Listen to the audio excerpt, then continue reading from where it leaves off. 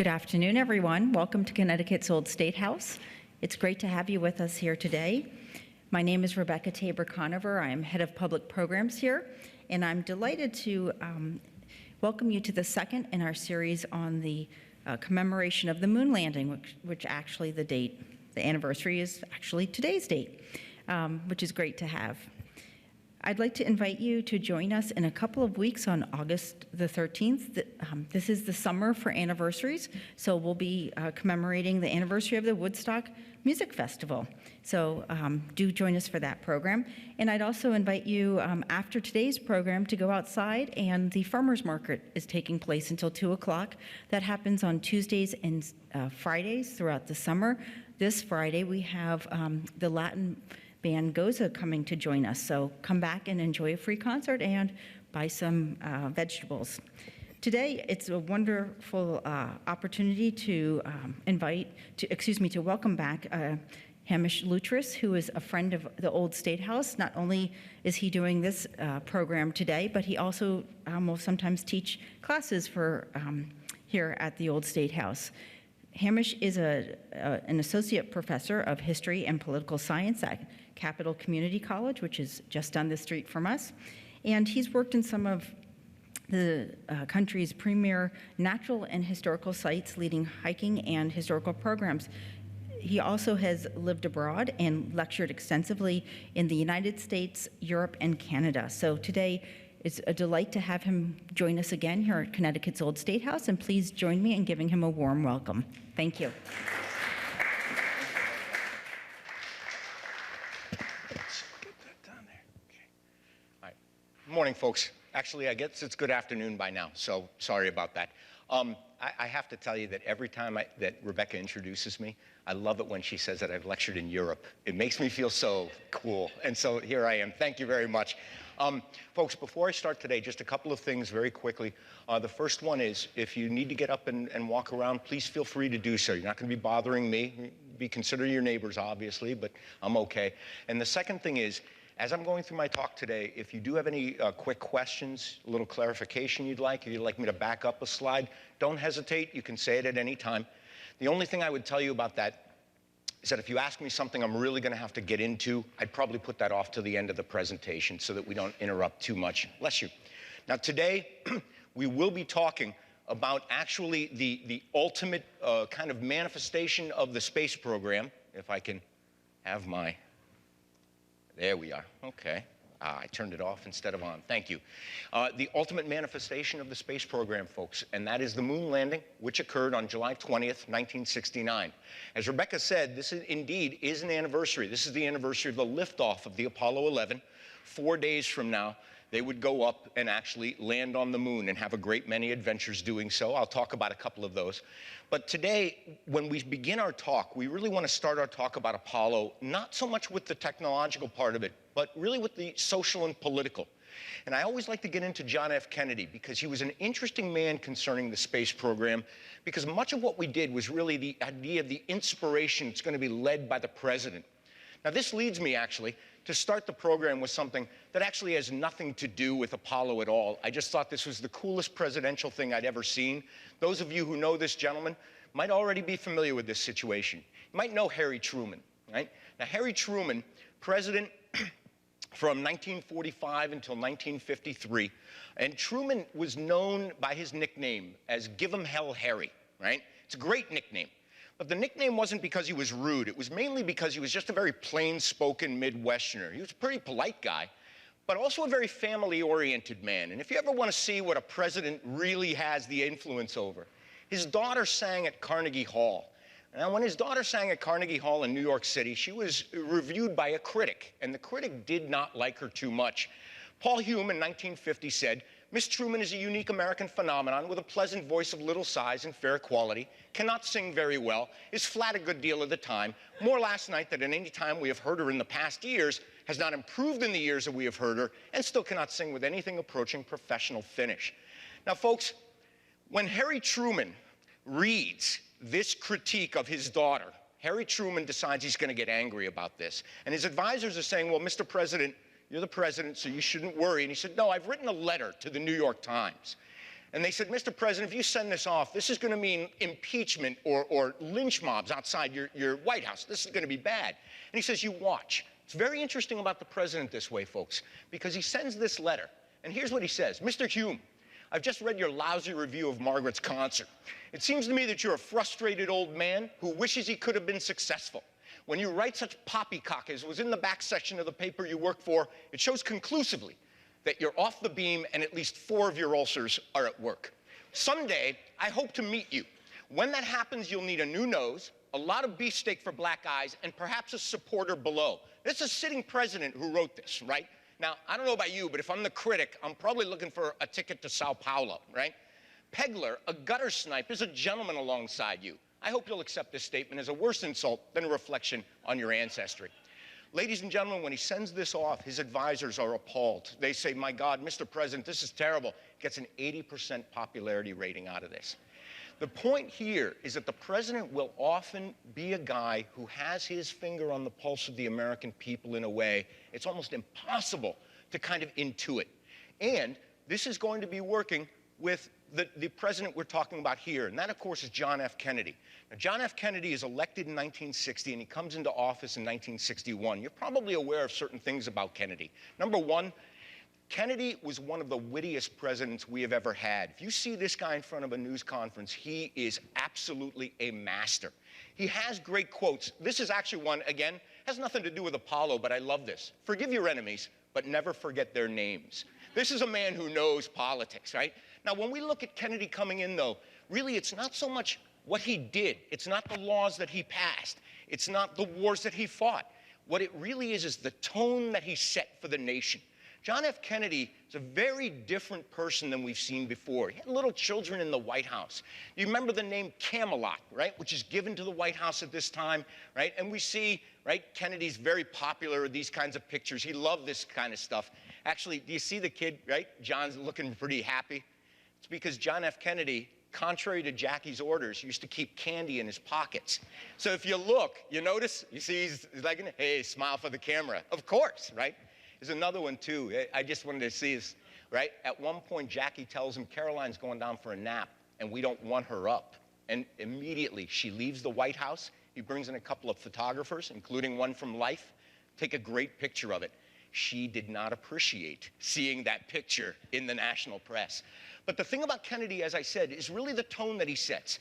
It's very optimistic. It's really kind of like him. It's good looking. It's looking for the future. And when he runs for president, he makes a couple of great speeches. One of them, he says this in, for the problems are not all solved and the battles are not all won. And we stand today at the edge of a new frontier. But the new frontier of which I speak is not a set of promises. It is a set of challenges. It sums up not what I intend to offer to the American people, but what I intend to ask of them. And America responded to this call to arms, you might say, very enthusiastically. If you remember anything about Kennedy, you might remember he started the Peace Corps, right? We start really looking at things where we can make some kind of positive change in the world. And of course, we need to, because we have people out there that we're kind of afraid of. Now, you might recognize this man. This is Nikita Khrushchev, who's the premier of the Soviet Union. You might be wondering what he's doing with a shoe in his hand. He is addressing the General Assembly of the United Nations, folks. Don't ask me to explain, please. But I will tell you that shoes have also marked kind of some high points. Do you guys remember George W. Bush getting shoes thrown at him?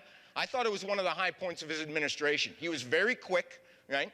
But when we look at this, we are looking at a country that we believe is trying to take over the world. They are in direct kind of confrontation with us.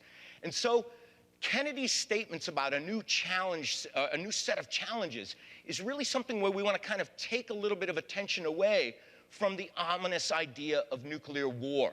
However, in 1961, when he makes his inaugural, he also says this, let every nation know. And when I say every nation, folks, I'm thinking he was pretty clear about meaning the Soviet Union. Whether it wishes us well or ill, that we shall pay any price, bear any burden, meet any hardship, support any friend, oppose any foe, to assure the survival and the success of liberty.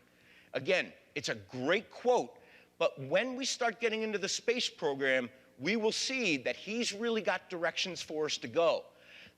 The United States and the Soviet Union were both extremely afraid of the prospect of nuclear war, and both men, Khrushchev and Kennedy, wanted very much to avoid any kind of prospect of this. They had a few meetings with this. I will say that Khrushchev really didn't like meeting with Kennedy too much.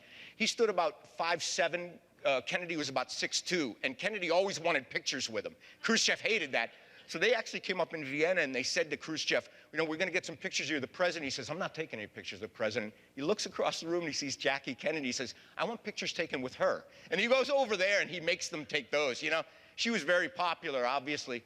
But on May 25th, 1961, is when Kennedy will actually make the speech where he advocates going to the moon. And he says, first, I believe that this nation should commit itself to achieving the goal before the decade is out of landing a man on the moon and, the second part's important, returning him safely to Earth. No single space project will be more exciting or more impressive or more important, and none will be so difficult or expensive. He was absolutely spot on here. It will not be one man going to the moon, it will be an entire nation, for all of us must work to put him there. And folks, just so that you understand this, this is almost a literal statement. 400,000 people will work on Apollo 11, 500,000. That's about 3.5 times the size of the population of Hartford working on one project. That project will take 2.5% of the total GNP of the United States while we are fighting the Vietnam War, while we are making the Great Society of Lyndon Baines Johnson. This is an amazing effort that we are going to put ourselves into. And I always like to point out, in case you've never heard this, that when he says, before this decade is out, they ask him afterwards, you know, where'd you come up with the number? And he said, well, it was a good even number. I thought that sounded okay. It's an amazing thing because he set the country on track to do exactly this. Now, why the moon, right? Now, of course, when we look at the moon, there's a lot about it that really does attract. First of all, we love the moon. It's a great mystical place. We know this great historical document by the fifth dimension, right? The Age of Aquarius, actually from Hare. I shouldn't have said the fifth dimension. I just like their version. When the moon's in the 7th house, Jupiter aligns with Mars, right? The Age of Aquarius is coming. But the fact is, the moon is not only the closest heavenly body to us. The moon is also something that has held our imagination for thousands of years. Alone of all the heavenly bodies, folks, tonight we can go out and watch the moon change as it goes across the sky. It's slightly different than it was last night. It will be slightly different tomorrow night. In addition, the moon has always been associated with the connection between heaven and earth. If we think about the idea of the moon having a 28-day cycle, for thousands of years, peoples have often connected that to the idea of the female menstrual cycle, that we have some kind of connection here. It's kind of normal then, or that we would think of the moon as our first calendar. Now, clearly, this doesn't work out, folks. It's only a 28-day cycle, and if you're trying to plant crops, next year you're going to have a big problem when you use the moon. It's gone by 12 times. But you might notice that Ramadan, for instance, the very famous Muslim holiday, seems to wander through the calendar. And that's because they use a lunar calendar for their ceremonies even today.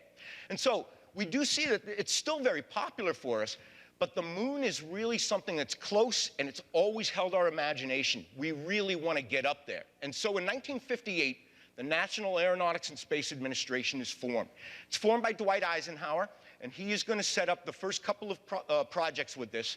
The first project that we have is the Mercury project. Now, this is set up in 1958. It will fly until 1963, and that project is designed to do one thing, and that's to get us out into space. Once we've proven that we can do this, we will go on to the next project, and that is the Gemini project.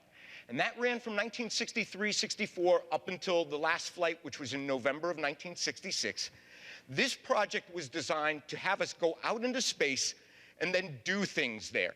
Two things mainly. One is to take a walk in space. And in April of 1966, Ed White did exactly that. The other thing is to be able to dock space vehicles in outer space. Because if we can't do that, we will never get down to the moon and we will not get back safely. Now, Gemini proves this. And so in November of 1966, when Gemini kind of ends its last manned mission, Apollo will begin to take over. Now, Apollo has been the result of a long history of things. And last week, I talked about the very beginnings of rocket flight. But now, Wernher von Braun has already begun to design what we call the Saturn rockets, the Saturn I and the Saturn V. But also, in the beginning of the project, I wanted to just point this out because there's one person that I really want to kind of give a shout out to about Apollo. Originally, this is what Apollo wanted to do, folks. Your original Apollo 11 would have looked like this, a big space lander, like you see in 1950 science fiction movies. So this thing's going to go to the moon and then just kind of go down very slowly using its retro rockets, land on the moon. Then you'll have about a 50, 60-foot ladder to come down. You get back in, and then you'll take off again. The physics of this idea or this model of going to the moon are going to be very quickly proven wrong. Now, folks, this is the interesting thing about them being proven wrong. If any of you have ever had a job in your lives, you probably know that every once in a while you have to make compromises in your job to be able to kind of get by successfully. I thought that was pretty diplomatically said. You know, everyone in the room, you can nod, it's okay, you know. Now, the interesting thing is, this is the model that Wernher von Braun was set on at first. The physics, however, don't work. And what I mean by that is that the rocket can't get up this much fuel to the moon and then lift the thing off again. It doesn't work. A technician will point this out. One of the great unsung heroes of NASA is this man. His name is John Hobalt. And Hobalt said, you can't go to the moon like that. He said, you're not going to be able to get that thing off because you won't be able to carry enough fuel to actually make it lift off. Wernher von Braun was interested in firing this guy. And so Hobalt, because Hobalt's idea is very different, Hobalt writes a memo to von Braun. The first line of the memo is, do you want to go to the moon or not? You understand? Now, I don't know about you, but that's not very compromising, right? This man put his entire career on the line. And I just wanted to shout that out because his model is going to be very different.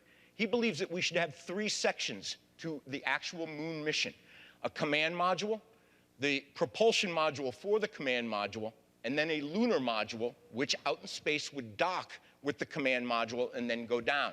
You may be familiar with this model because it's the one we actually use. And so, for a while, von Braun, like I said, is interested in firing this guy. He puts his career on the line, and finally von Braun is convinced of this. This will be the model that does get us to the moon. Now, in the meantime, however, folks, we're going to have a lot of steps to take before then. Now, with Hobalt's theory being more and more accepted, this will end up being the capsule that will, in fact, go to the moon. This is the capsule of Apollo 15. It's about the same thing. North American Rockwell is going to design and build this capsule. It's designed for 3 people. And then they're going to have the propulsion unit back here. And then I wanted just to show you very quickly, you got your lunar module right here. Now, the lunar module has 2 stages in it. The bottom here that you see is called the descent stage. That stage gets people down to the moon's surface. And then this part is the ascent stage. It's got fuel in here, and that will get it up into space. Now, folks, this is throw the dice and do the best you can. Any mistake gets made, and Neil Armstrong and Buzz Aldrin are probably not going to survive this trip. Any mistake gets made. So it's really interesting to see that this very, very complex machinery, Hobalt really lays it out very, very well, except we've got to go through, as I said, a lot of experimental stages first. Now, when we're looking at the rockets that we're going to use, this is the one that we'll use at first in NASA. This is called the Saturn 1B. This is a little over 200 feet tall, folks. Now, just so that you can see this, it's not anywhere near as big as the Saturn V that's going to take us up. But this rocket is going to be a very powerful machine. It is also a very complex machine. And what's going to happen with this is that as they begin to experiment with it, they will actually run a lot of test firings of the engines. They'll try out the various systems. And finally, in the beginning of 1967, in January, they are ready to run the very first manned space flight with the Apollo Saturn I. These 3 men are going to be taking that flight. And these are Ed White, who is the first man who walked in space, Gus Grissom, one of the Mercury astronauts, and Roger Chaffee, who is a very well-regarded pilot at this time. And these guys really are ready to take the trip, but they're going to go through a grueling training regimen. Now, folks, the astronauts generally, in preparing for any of these trips, would be training anywhere from 13 to 14 hours a day. Much of that time spent inside a spacesuit, which in Florida is going to heat you up a good deal. So these guys are going to be pretty uncomfortable doing this. Now, on January 27th, 1967, they're in the capsule, and they're just testing systems, and they're getting ready to kind of, test things out, and the communications are going bad. Now, folks, if you've ever had a cell phone conversation with somebody and your phone keeps flipping out, you know how you kind of get angry about it, like, it's just not working. You just want to kind of throw the phone away and then talk like two human beings do, right? Same thing is happening here. They can't seem to speak to one another in the various places. And so you will hear Gus Grissom, and you can hear the anger in his voice, you can hear the fatigue, and he says, how are we going to get to the moon if 3 buildings can't communicate with each other? And then you hear him kind of grunt, and then he'll say, Jesus Christ. He's really kind of angry. About 2 seconds, 3 seconds later, you hear somebody say very loudly, there's a fire in here. And that's the end of it. That's the entire transcript. In about 15 or 20 seconds, these men, which was actually an experimental firing of the engines at first, these men were killed by a faulty wiring bundle. It actually blew up inside the capsule. Now, normally, a faulty wiring bundle is going to be a problem, but you have 2 things you could normally do. Number 1, you get the hatch off. Number 2, you could have a fire extinguisher in here. They did not have a fire extinguisher, and the hatch that they had on this capsule opened inward. It took about 90 seconds to get off under ideal circumstances. They're also sitting in a pure oxygen environment. So what happens, folks, is when the fire occurs, and immediately it goes up like a bomb. Immediately, the hatch is slammed against the edge of the capsule and will not open now because you can't open it inward. There's too much pressure. So in about 15 seconds, it is thought that these men actually, all 3 of them died. It is thought that more than likely, the explosion was so violent that it probably sucked the oxygen right out of their lungs and that they literally suffocated almost instantaneously. But what we do see is this. This is one of the worst tragedies to befall the entire American space program. Interesting, it will have a positive effect. I really don't like to say it like that, but it is true. That's Gus Grissom's seat right in the middle. And as you can see, there really isn't much left of the whole thing. Now, this was an experimental launch, and it's given an AS designation. But after this happens, what is going to happen is that they will call this then Apollo 1 in honor of the sacrifice of the 3 men. The other thing that's going to happen, folks, is that there will not be another manned launch for 18 months. For 18 months, we're going to kind of sit back and see if we can improve the quality control of a lot of what we're doing. And folks, they do. After this, we will be flying again very soon. But right then, it appears that the NASA program might be completely destroyed. And this is going to be at a time when, for most people in the United States, they did not want to see this kind of failure. The year 1967 and into 68 was one of the worst years in recent memory for the United States. A black activist named Eldridge Cleaver actually said, and I find this to be a very good summation of the United States at that time, the destiny of the entire human race depends on what's going on in America today. This is a staggering reality to the rest of the world. They must feel like passengers in a supersonic jetliner who are forced to watch helplessly while a passel of drunks, hypes, freaks, and madmen fight for the controls and the pilot's seat. It appeared to many people in 1968 that the United States was simply falling to pieces, folks. Now, when I say this, this is not something that we got as a general philosophy or feeling. In 1968, one of the first things that we will find is that there is a major American military operation going on called Rolling Thunder. We will drop thousands of tons of bombs on North Vietnam to try to get them to talk to us to end the war that Lyndon Johnson really wants to get out of. But the fact is, we think that we've got these guys on the run. And then in February of 1968, an offensive takes place in which the North Vietnamese and the Viet Cong will try to take over the entirety of Vietnam. This is called the Tet Offensive. Now, the Tet Offensive, the thing about it is, what you're looking at right now is a news broadcast, folks. This is coming across to everyone's home in America. And what they found is that right here where these guys are firing is the American embassy in Saigon. It has been overrun by suicide squads who have come in and actually taken it over. This is a horrible humiliation for us. But what's going to happen is that we will be able to take the embassy back. But after the Tet Offensive, when we had been bombing North Vietnam so horribly, no one expected that they would have that kind of power. And so America's real leader, and that is Walter Cronkite is over there at this time as well. Now, we're going to get some very graphic footage out of this. Have you ever seen this photograph, folks? Right?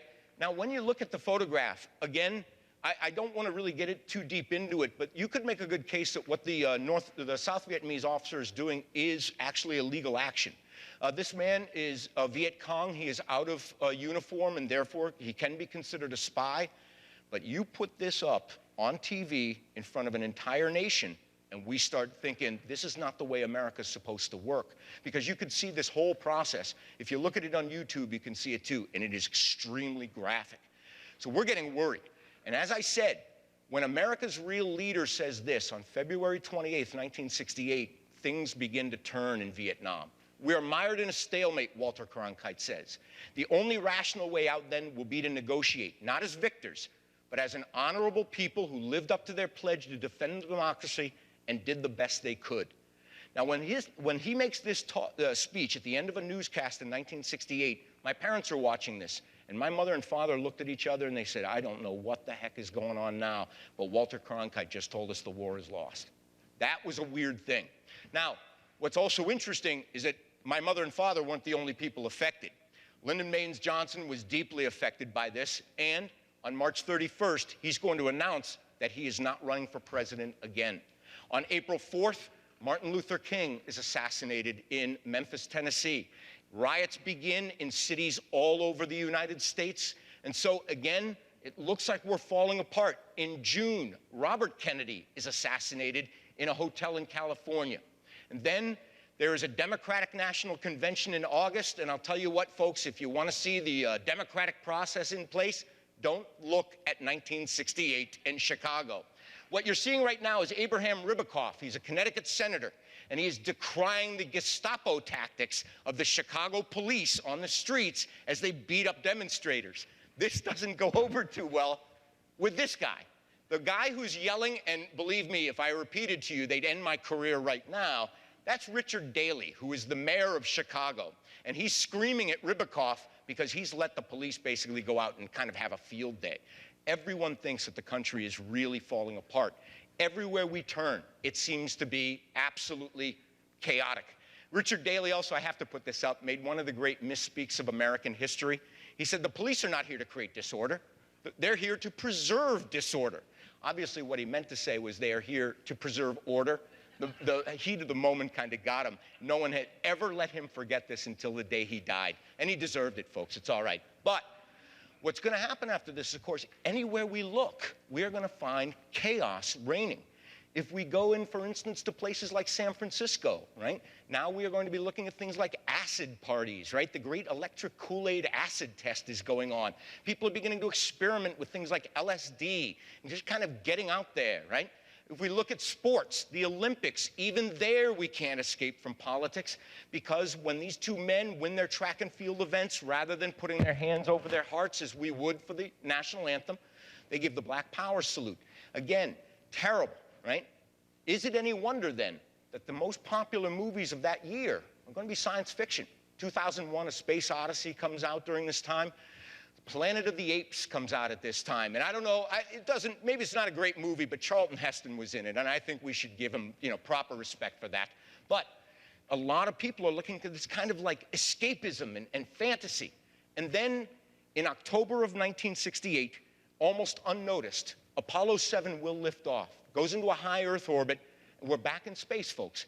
But nobody really notices, and they're not going to notice until the end of 1968, because in the end of 1968, these three men are really the people that one could say have saved the Apollo program. These are the astronauts of Apollo 8, and they are Jim Lovell. If you're familiar with Apollo, folks, you may be familiar with Apollo 13, the one that tried to go to the moon and could not. And he was the mission commander on that. Flew a great deal in space. William Anders, again, very experienced test pilot. Frank Borman.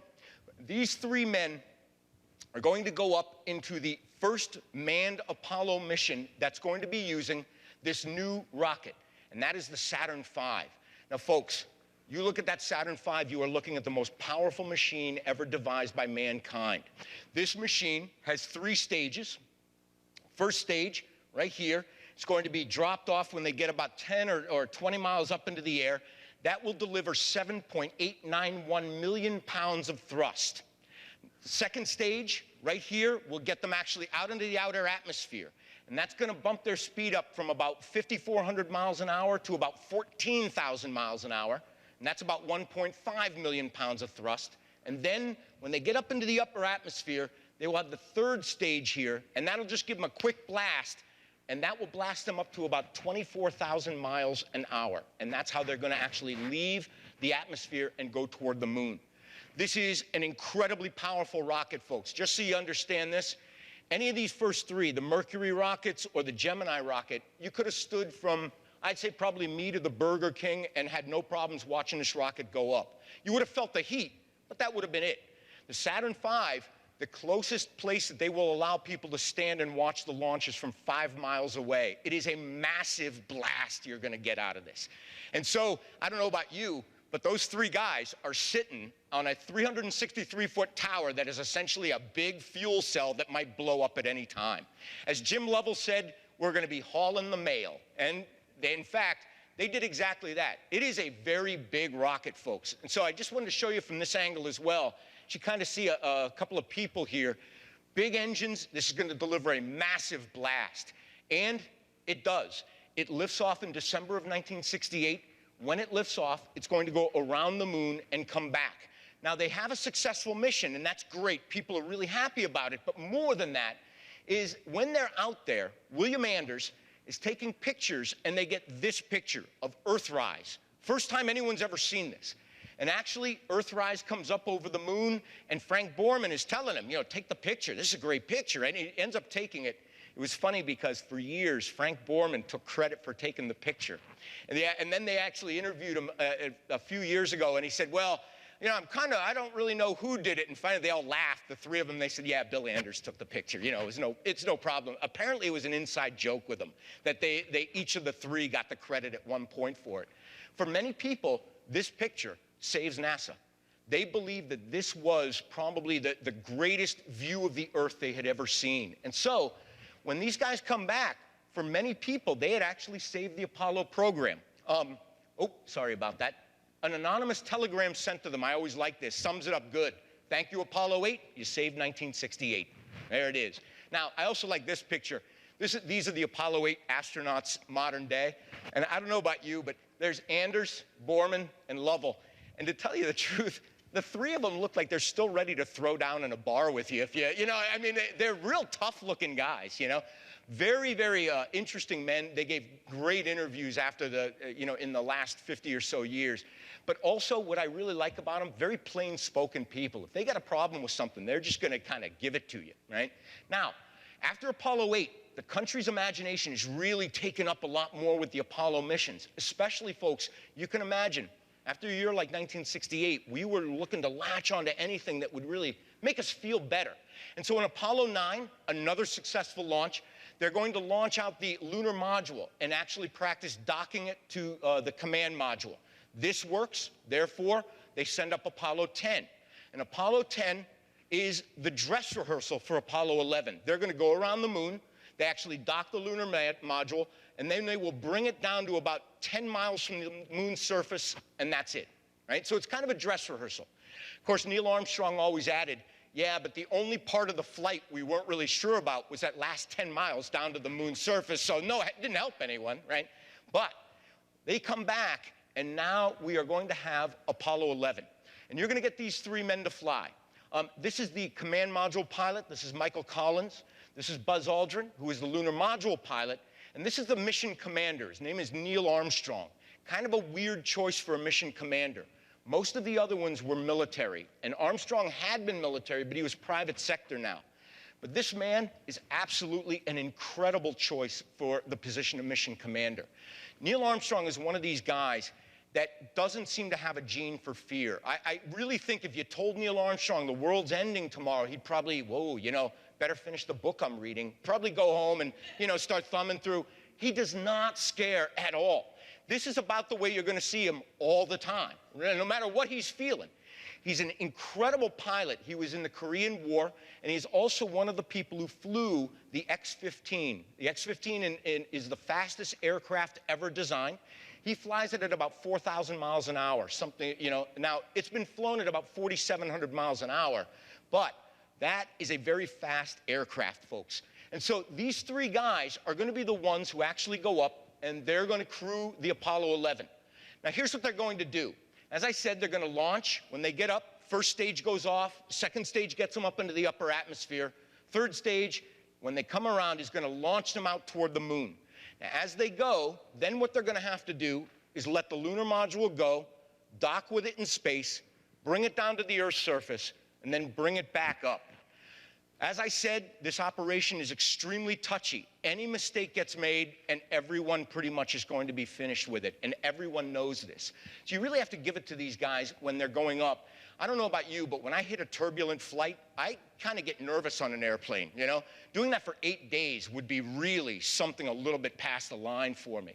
Now, this is another thing. They have a couple of adventures going up here. At one point, looking at the lunar recovery vehicle, it's coming down to Earth. Armstrong is landing it, and about 100 feet from the ground, it starts going out of control.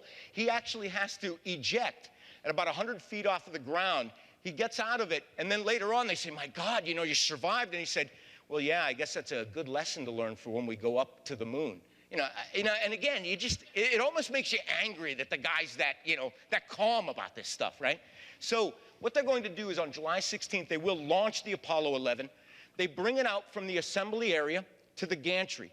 It's 3.4 miles. It takes them 16 hours to do it because you're moving this thing at about 1 foot a second. So if you walk at a normal pace, you'll be leaving it behind very quickly. Now, I love this number too. 16 hours to get it to the gantry to launch, 8 minutes to get out in the atmosphere. So it's kind of an interesting kind of, conjunction of figures here. But they actually get it onto the launch pad. They launch. Launch seems to go very well. We haven't had many major problems yet. And then what we're going to find is that we will get out into space, and this is a view from the command module. You're going to see Earthrise coming up. So they're going around the moon, right? There's the Earth coming out, right? So right now, as they're flying along, they're going to release the lunar module, and then, let me get by that, there you go. Then the lunar module will be out here. Now what the module does, it's going to come around, and they're going to dock with it. And as they do, just wanted to kind of show you this for a second. Here's the lunar module now. It is docked with the command module, and now it's going to go down to the lunar surface. So basically, it goes down, and as it does, I wanted to show you this. There we go. Okay. Now, here's the lunar module coming from the command module. So that's your view, and now you'll see the moon's surface. And you notice how smooth that was at first, right? When they're going down, the first major adventure happens for the Apollo 11 crew. And as they're going down, a sensor indicates that they are low on fuel. And when it does, they don't know what's going on, right? So they ask, and it's great to hear them ask because you can hear guys asking, and you know that inside, things are a little more tense, right? But you hear Armstrong, got any word on that sensor yet? You know, now remember, your fuel's running out, right? And so as they're drifting down, the lunar module will drift past where it's supposed to land, and they're waiting for word. What do we do, right? And so as it drifts past, they finally say, forget it. It looks like the sensor's faulty, just go. And by now, they're way past their landing point. Buzz Aldrin says that at this point, Neil Armstrong does something no one's ever been able to explain adequately at all. He takes the lunar module, which is basically a big box in the sky, and begins to fly it like a helicopter. And it's going along, and they're like, this is amazing. Aldrin said he'd never seen anything like it. They'd never trained for it. They never tested for it. No one had ever done it. And so as he's flying it along, they're like, well, what's a good place to land? He's literally looking around. They find a smooth area. He lands. There's an estimate that they had 30 seconds of fuel, but NASA estimates now it was anywhere from 12 to 14 seconds of fuel left when they landed. I know. And you land and you think, whoa, you know, it's good, right? Now, all this time, you hear Neil Armstrong, and he's just, you know, coming in. We got you in. His heartbeat is 156 as he's landing. So you know that he's actually tense, right? But they get down, and they're going to get down to land. And I wanted to show you this because this is one of these momentary things that really rocks the world. Now, this is the actual transcript of Armstrong getting down onto the moon. Charles Duke is a ground commander, and he says, we copy you down, Eagle, right? You can hear him. And then you hear, Houston, Tranquility Base here, and then there's just silence for 5 seconds. And people are just sitting there waiting. Like, what happened, right? Did the thing cut off? Did they all die? And then he says, the eagle has landed, right? And then the Duke says, Roger, Tranquility, we copy you on the ground. You got a lot of guys about to turn blue. We're breathing again. Thanks a lot. He says, thank you, right? Now they're down, and they are going to spend about 21 hours on the moon. Now, as they do this, there's, of course, another big controversy that's going to happen here. And frankly, folks, I don't know why this is such a great controversy, but Neil Armstrong really handled this brilliantly. We don't know what Armstrong said. Did he say it's one small step for a man, one giant leap for mankind? Or did he say one small step for man, one giant leap for mankind? Did he say the or not? This has become a major controversy, folks. So, you know, if people are on one side or another, I usually ask them to seat themselves, you know, like that, so that we're all together. But in an interview, it's great because it's one of those weird things that happens. In an interview, they asked Neil Armstrong, did you say the word or not? And Armstrong, it's perfect. He says, well, you know, you've probably heard me in this conversation drop a couple of syllables anyway. That's his whole thing on it. So they just, that's it. You know, we have the controversy forever now, right? But they will go down onto the lunar surface. Actually, it takes them a while to get down there. And the reason is that they don't know what the surface is like. It might be 16 feet of dust. Nobody's really sure what they're going to meet with. So they actually do get down to the surface after a while. He tries it out, right? This is actually a picture of Buzz Aldrin getting down to the moon surface. So they come out, they set up an American flag. Takes them forever because they go about 6 inches down and they hit bedrock. So they don't really know what to do with it. They finally get it to stand up. And of course, you've probably seen a couple of these pictures. You know, they're all over the place. This is Wernher von Braun's statement when Neil Armstrong steps on the moon. Thank you, John. And you're thinking to yourself, that's the stupidest thing I've ever heard. There isn't even a guy up there named John. He meant John Hobalt. John Hobalt was the guy who put his career on the line to get the lunar module model done. And Wernher von Braun almost ended his career for him. When they actually flew to the moon, he invited Hobalt to come into the control room, and that was his statement. That basically he acknowledged that Hobalt was the one who actually got him to the moon in a technical sense, in a design sense. Now, they are going to go, and as I said, you've probably seen some of these pictures before, and they take some great shots of the moon. I don't often give plugs for this, ladies and gentlemen, but if you do like this stuff, there is a new documentary out called Apollo 11. I would very much recommend that you watch it. There's no real voiceover in it, a couple of Walter Cronkite statements. It's all restored footage, and it is impressive. But at any rate, as you see this, right, we see a nice picture of the lunar module, and then what's going to happen, of course, is that they're going to be lifting off. However, not before we are going to get a phone call from one of the presidents of the United States. Now, they get their own great moonrise photo right here as well. But Richard Nixon is actually going to call up the boys, and what I'd like to do, I just want to see if I can get this here. I'm trying to speed it up a little. I don't see where I can do it. Give me about 30 seconds on this, folks. What you're looking at is something from the Nixon library, and this is a recording of Nixon's phone call to the astronauts. Very quickly, do you guys remember Nixon? You ever see him speak or hear him speak?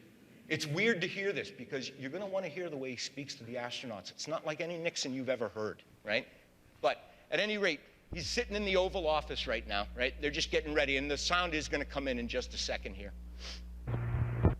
He is in his office now and would like to say a few words to you. Over. All right, there's a delay because he's on the moon. That would be an honor. Right, it would be an honor. Go ahead, Mr. President. This is Houston out. Hello, Neil and Buzz. I'm talking to you by telephone from the Oval Room at the White House. And this certainly has to be the most historic telephone call ever made from the White House. I just can't tell you how proud we all are of what you have done. For every American, this has to be the proudest day of our lives. And for people all over the world, I am sure that they too join with Americans in recognizing what an immense feat this is. Because of what you have done, I'm just the going to go on heavens from here for a second, have become folks. a part of man's world. Let's see if we can do that. And as you... Good. Folks, you've heard Richard Nixon speak. Now, I don't know about you guys. I'm used to hearing Richard Nixon speak around Watergate, when the guy just sounds like he's got a couple of tons on his shoulders, right? It's interesting to hear him here because you think, wow, he sounds happy. You know, I never heard Richard Nixon happy. So this is something of note, folks. I think we should really note that. However, when he does speak to the astronauts, everything goes very well. He makes one of the most eloquent speeches of his entire presidential career. Does quite well. And then after this, and I think I already went by it, but I'm going to see if I can get it. All right. Let's see if we can do something here. What's going on? Okay. All right. Okay. Now, I'm going to see if I can do it this way. All right. Now, what's going to happen now is that the lunar module is going to come up into the command module. And when it does, they begin to come back to Earth. Richard Nixon had to hedge his bets. Right before the launch, Frank Borman, the astronaut of Apollo 8, went to William Safire, who's a speechwriter for Richard Nixon, and he said to him, you better write a speech for these guys if they don't come home. And Safire said, there's no way I'm doing that. That's morbid. And he said, what are you going to tell the widows? And so Safire wrote this speech. And this is a speech. It was put away, of course. It was never delivered because the men did get home all right. But Richard Nixon would have said, fate has ordained that the men who went to the moon to explore in peace will stay on the moon to rest in peace. These brave men, Neil Armstrong and Edwin Aldrin, know that there is no hope for their recovery. But they also know that there is hope for mankind in their sacrifice. These two men are laying down their lives in mankind's most noble goal, the search for truth and understanding. Now, this is put away. We don't know about this until only a few years ago when they pulled it out and said, geez, look what might have happened and what we might have said. In fact, they're going to have the other big adventure of the Apollo 11 flight, and this was a lot more realistic than we think.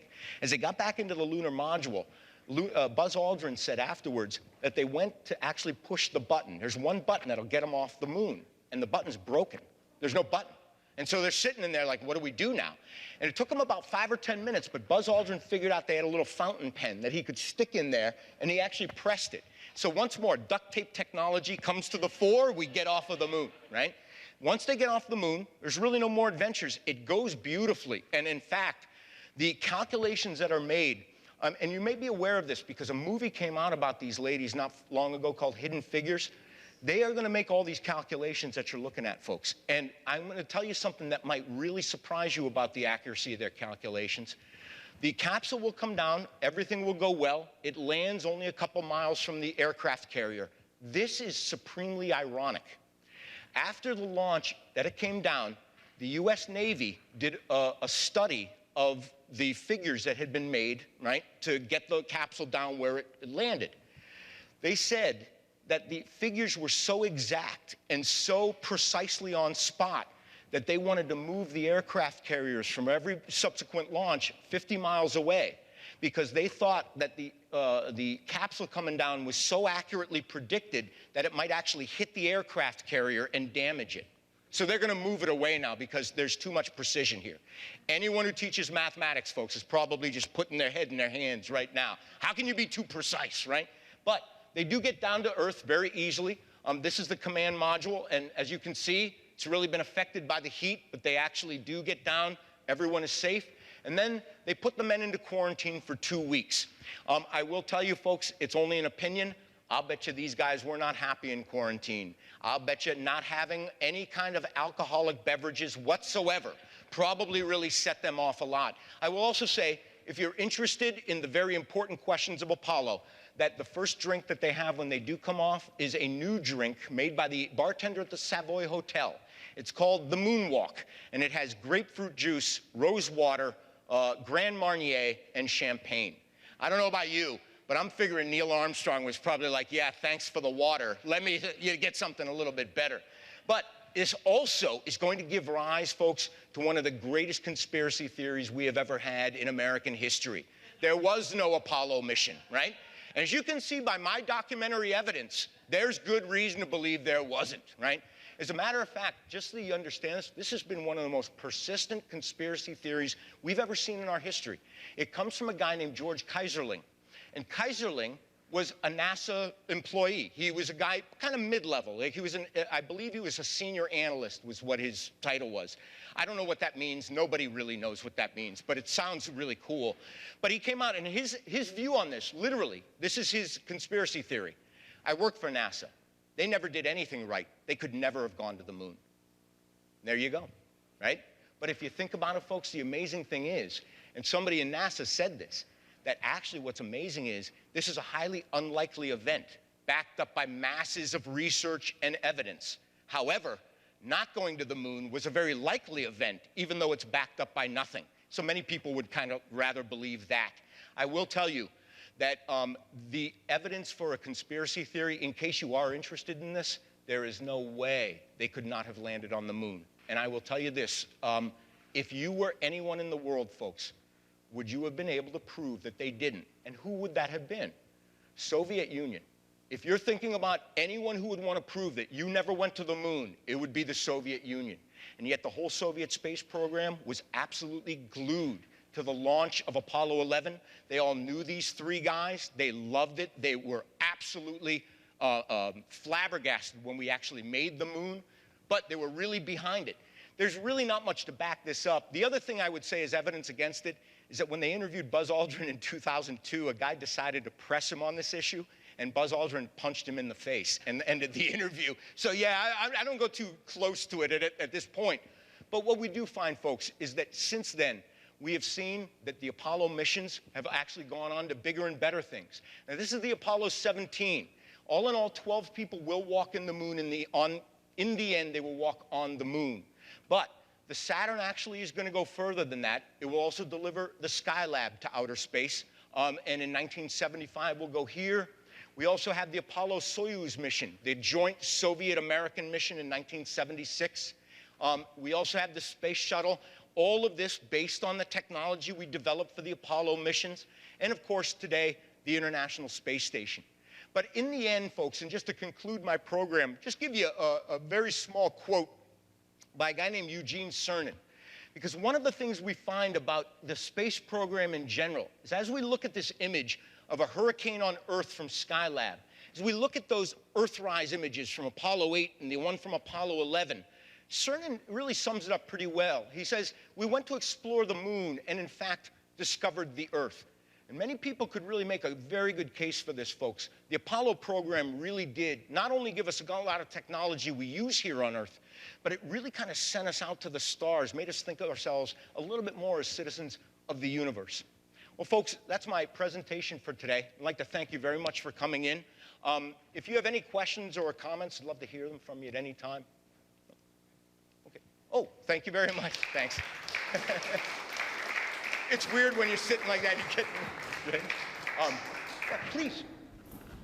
Oh, and I'm sorry, folks, you are going to be appearing on CTN, which is the Connecticut version of C-SPAN, all right? That's why we're handing out the microphone. I know that I can hear you from there.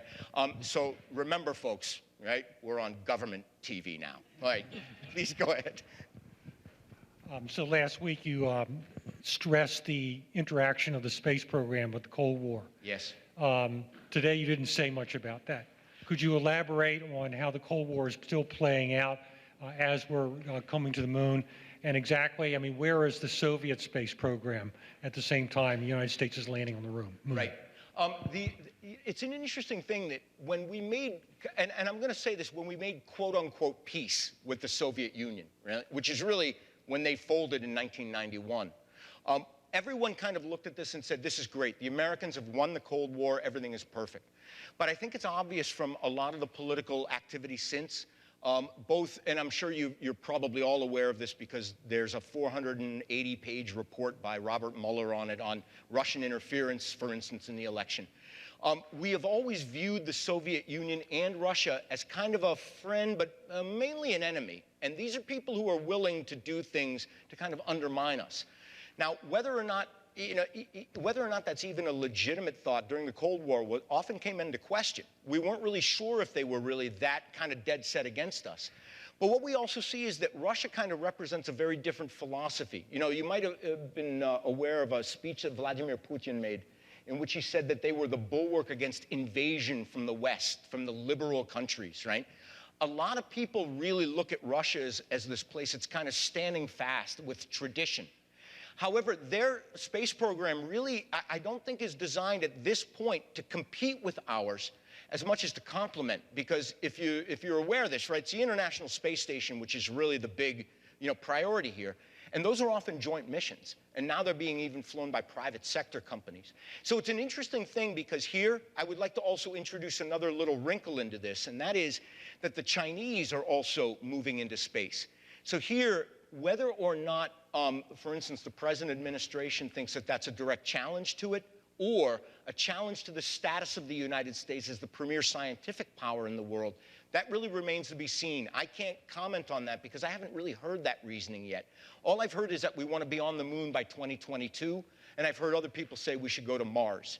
But that's kind of it. And it's really the same with the space program. There was never a thing where we said, well, we got to go up here and get this type of mineral from the moon. There was no economic goal to it.